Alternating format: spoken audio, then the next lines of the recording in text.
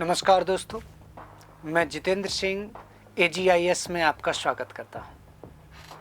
आज हम यूपीएससी का सिविल सर्विसेज का एक बहुत ही महत्वपूर्ण टॉपिक आपके सामने लेकर आए हैं। इससे कई बार एग्जाम में क्वेश्चंस पूछे गए हैं और अक्सर इसके विषय में क्वेश्चंस पूछे जाते हैं। हमारा जो टॉपिक है उसका नाम है मुगल साम्राज्य का पतन, डिक्लाइन ऑफ मुगल एम्पायर। क्या कारण थे, क्या रीजन थे मुगल साम्राज्य के पतन के, इस विषय पर आज हम चर्चा करेंगे। मुगल साम्राज्य के पतन में कई कारण थे, बहुत सारे कारण थे, लेकिन फिर भी कुछ कारणों की आज हम चर्चा करेंगे, जिनमें से सबसे पहला कारण है मुगल बादशाहों का चरित्र व उनकी धार्मिक कट्टर नीतियां। हम देखते हैं कि मुगल साम्राज्य के पतन में उनके चरित्र और उनकी धार्मिक कट्टर नीतियों ने काफ़ी महत्वपूर्ण योगदान दिया। अगर वो चरित्र के अच्छे होते और उनकी कट्टर धार्मिक नीतियां न होती तो शायद मुगल साम्राज्य का पतन न होता या कुछ समय तक रोका जा सकता था। हम ये समझ सकते हैं कि मुगल बादशाहों का चरित्र तो किसी भी प्रकार अच्छा नहीं था। हरमदल जैसी संस्था बनाना, हिंदू रानियों को और हिंदू लड़कियों को, हिंदू राजाओं की पुत्रियों को, पत्नियों को जबरदस्ती हरमदल में डालकर रखना, उनसे ज़बरदस्ती विवाह करना मुग़ल बादशाहों की नीतियों में शामिल था, जो उनकी चारित्रिक पतन को दर्शाता है। हम देखते हैं कि फर्रुखसियर महाराज मारवाड़ के महाराज अजीत सिंह की पुत्री से विवाह करता है और मुग़ल बादशाह रफ़ी-उद-दौला के समय पर बड़ी मुश्किल से अजीत सिंह अपनी पुत्री को हरमदल से वापस ले जाने में सफल भी होते हैं। चरित्र अच्छा नहीं था। इसके अलावा इनकी धार्मिक कट्टर नीतियां, हमें देखने को मिलता है कि मुगल बादशाह शिवाजी, संभाजी महाराज, अजीत सिंह जैसे राजपूतों को जबरदस्ती धर्म परिवर्तन करवाना चाहते थे। इतना ही नहीं, मुगल बादशाह औरंगजेब ने तो कश्मीरी पंडितों को जबरन धर्म परिवर्तन के लिए बुलाता था और उन्हें बुरी बुरी यातनाएं देता था।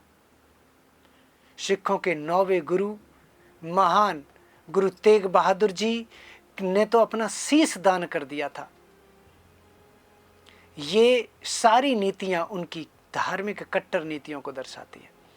इससे भारतीय जनता बहुत ही ज़्यादा असंतोष में थी, नाराज़ थी और वो किसी भी तरीके से मुगलों से अलग या मुगलों से आज़ाद होने के तरीके ढूंढ रहे थे। सिख, राजपूत ऐसे थे जो कि किसी भी तरीके से मुगलों से आज़ाद होना चाहते थे और वो लगातार संघर्ष करते भी रहे। किसी ने कहा है कि करत करत अभ्यास के जड़मत हुत सुजान, रसरी आवत जाते शिल्पे परत निशान। और उनके लगातार प्रयासों से एक दिन ये सफल भी हुआ। तो पहला कारण तो हो गया मुगल बादशाहों का चरित्र और दूसरा उनकी धार्मिक कट्टर नीतियाँ। आइए दूसरे कारण पर चर्चा करते हैं। दूसरा कारण है उचित उत्तराधिकार नियम का न होना। मुगल बादशाहों का कोई भी ऐसा नियम नहीं था कि जिस नियम के तहत वो मुगल बादशाह की मृत्यु के बाद किसे अगला बादशाह बनाया जाएगा ये तय किया जा सके। जब मुगल बादशाह अपनी अंतिम सांसें ले रहा होता था, जब उसे अपने पुत्रों की सर्वाधिक आवश्यकता होती थी, उस समय उसके पुत्र आपसी उत्तराधिकार संघर्ष में उलझे रहते थे, एक दूसरे भाई को मारने में लगे रहते थे। और इस तरीके से उनमें से भी जरूरी नहीं है कि योग्य उत्तराधिकारी ही गद्दी पर बैठे। उनमें से भी जिनके पास सैन्य पावर और प्रशासनिक पावर होती थी, वो जिसे सपोर्ट कर दिया करते थे सैन्य अधिकारी, वही मुगल बादशाह बन जाया करता था। औरंगजेब के बाद तो ऐसा देखने को मिला कि कमजोर उत्तराधिकारी बढ़ते चले गए, जिनमें मुअज्जम प्रमुख था। अगला टॉपिक हमारा आता है कि कमजोर उत्तराधिकारियों का होना। तीसरा कारण, पहला चरित्र और धार्मिक कट्टर नीतियां, दूसरा उचित उत्तराधिकार नियम का न होना, तीसरा है कमजोर उत्तराधिकारियों का होना। जब कमजोर उत्तराधिकारी मुगल बादशाह बन जाता था तो वो पूरे प्रशासन को, पूरे साम्राज्य को एक सूत्र में बांधने में असफल रहते थे। औरंगजेब के बाद में अक्सर ऐसा हुआ और उन उत्तराधिकारियों के अलग अलग नाम रखे गए, अलग अलग टाइटल दिए गए। जैसे मुअज्जम, बहादुर शाह प्रथम के नाम से मुगल बादशाह तो बना, लेकिन जनता ने उसे शाही बेखबर का टाइटल दिया, उसे खबर ही नहीं रहती थी। इसके बाद जहांदार शाह को लंपट मूर्ख कहा करते थे, उसे यही होश नहीं था कि किसे कब और क्या कितना दान देना है। जहांदार शाह के बाद हम देखते हैं रफ़ीउद्दौला, रफ़ीउद्दरजात, फर्रुखशियर, एक मोहम्मद शाह रंगीला, जिसे रंगीला बादशाह कहा जाता था। तो इनकी उपाधियां ही इनकी कमजोरी को दर्शाती हैं। तीसरे कारण के अलावा चौथा बड़ा कारण था एक बड़ा साम्राज्य। औरंगजेब ने एक बड़ा साम्राज्य तो खड़ा कर दिया था, लेकिन उस बड़े साम्राज्य को चलाने के लिए कमजोर उत्तराधिकारी छोड़ गया, जो उस बड़े साम्राज्य को संभाल नहीं पाए। हमारे प्राचीन इतिहास में गुप्त वंश में एक शासक हुए थे, महान समुद्रगुप्त। उन्होंने भी दक्षिण भारत में विजय की, लेकिन उन्होंने ये जान लिया था कि उत्तर भारत में बैठकर, नॉर्थ इंडिया में बैठकर हम साउथ इंडिया में कंट्रोल कर ही नहीं सकते। इसीलिए महान समुद्रगुप्त ने दक्षिण भारत के लिए ग्रहण मोक्षानुग्रह की नीति अपनाई। काश मुगल ये बात समझ जाते, लेकिन मुगल ये बात नहीं समझ पाए और वो उत्तर में बैठकर दक्षिण को कंट्रोल करने में रहे, जो पूरी तरीके से असफलता का कारण रहा। जब वो दक्षिण में आते तो उत्तर में विद्रोह होते और उत्तर में जाते तो दक्षिण में विद्रोह होते, और इस तरीके से एक सरदर्द बन गया था मुगल बादशाहों के लिए इतना बड़ा साम्राज्य। मुगल बादशाह कमजोर होने के कारण गुट उत्पन्न होने लगे थे, गुट पैदा होने लगे थे, जिसमें ईरानी गुट, तुरानी गुट प्रमुख है। सैयद बंधुओं का नाम तो आपने सुना ही होगा, जिन्हें किंग मेकर कहा जाता था। औरंगजेब की मृत्यु के बाद में सैयद ब्रदर्स इस प्रकार एक्टिव हुए कि वो अपने इशारे पर ही मुगल बादशाहों को बनाते थे और अपने इशारे पर ही मुगल बादशाहों को गद्दी से उतार दिया करते थे। तो कहते हैं कि पावर मुगल बादशाहों के पास नहीं, गुटों के पास रहने लगी, विदेशी गुटों के पास। और यह भी एक बड़ा कारण था मुगल साम्राज्य के पतन का। यह बताया जाता है कि इसके अलावा अगला कारण प्रशासन और सैन्य तंत्र में व्याप्त भ्रष्टाचार मुगल साम्राज्य के पतन का बड़ा कारण बना। मुगल बादशाह तो कमजोर था, गुटों ने पूरी ताकत अपने हाथों में ले रखी थी।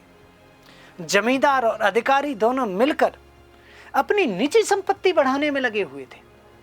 जनता की किसी को परवाह ही नहीं थी उस समय। अपनी निजी संपत्ति को बढ़ाने के लिए वो जो कर टैक्स आता था उसमें कटौती कर लिया करते थे। पूरा टैक्स मुगल साम्राज्य तक या केंद्र तक नहीं पहुंच पाता था, मुगल बादशाह तक नहीं पहुंच पाता था। इतने बड़े साम्राज्य में और टैक्स इकट्ठा ना हो पाए तो पूरा साम्राज्य चलेगा कैसे? ये एक बड़ी चुनौती थी। इसके अलावा यह भी बताया जाता है कि जो टैक्स आता था, जो मुगल बादशाहों के पास टैक्स पहुंचता था, वो इतना कम होता था कि उससे पूरे प्रशासन को चलाना असंभव था। और गुट, अधिकारी, जमींदार अपनी संपत्ति को बढ़ाकर मजबूत होते जा रहे थे। मुगल बादशाहों ने टैक्स को इकट्ठा करने के लिए किसानों पर और ज्यादा टैक्स लगा दिया, कर को बढ़ा दिया। और जब कर को बढ़ाया तो किसानों को विद्रोह करने के अलावा और दूसरा कोई उपाय सूझा ही नहीं। तो ये बताते हैं कि इस समय बड़े किसान विद्रोह भी होने लगे थे। जनता पूरी तरीके से मुगल बादशाहों से नाराज हो गई थी और मुगल बादशाहों से उनका मोह पूरी तरीके से भंग हो गया था। इसके अलावा हम देखते हैं कि भारत पर पश्चिमी आक्रमण होने लगे थे। ये भी मुगल साम्राज्य के पतन में एक बहुत बड़ा कारण सिद्ध हुए। पश्चिमी आक्रमणों में 1739 में होने वाले नादिर शाह का आक्रमण काफी प्रमुख है। कुछ इतिहासकार तो ये कहते हैं कि नादिर शाह ने आक्रमण किया था मोहम्मद शाह के बुलाने पर। तो ऐसा मुगल बादशाह जो स्वयं विदेशी आक्रमणकारियों को बुला रहा है, ऐसा रंगीला बादशाह जिसका शहर लुटता रहा, नादिर शाह लूटता रहा और वो लाल किले से बाहर ही नहीं निकला। जब नादिर शाह कोहिनूर हीरा, मयूर सिंहासन जिसे तख्ते ताउत कहते थे, और मोहम्मद शाह रंगीला की पत्नियों को अपने साथ यहाँ से ले गया, तो पूरे भारत में ये मैसेज फैल गया, ये समाचार फैल गया कि मुगल बादशाह में अब उतनी पावर नहीं जो पूरी तरीके से पूरी केंद्रीकृत व्यवस्था को कायम रख सके। राज्य छोटे छोटे टुकड़ों में टूटने लगे, राज्य स्वतंत्र होने लगे, जिसमें अवध, बंगाल, हैदराबाद प्रमुख थे, और भारत एक केंद्रीकृत मजबूत पावर से छोटे छोटे टुकड़ों में टूटने लगा। सिख और राजपूतों ने अपने साम्राज्य स्थापित कर लिए, और इस तरीके से ये प्रमुख कारण रहे मुगल साम्राज्य के पतन के। इनमें मुगल बादशाहों का चरित्र, उनकी धार्मिक नीतियां, धार्मिक कट्टर नीतियां, उचित उत्तराधिकार नियम का न होना, कमजोर उत्तराधिकारियों का होना, गुटों का बनना, विदेशी गुटों का बनना, बड़ा साम्राज्य, एक बहुत बड़ा साम्राज्य जिसे चलाने में इन्हें बहुत ज्यादा प्रॉब्लम आई।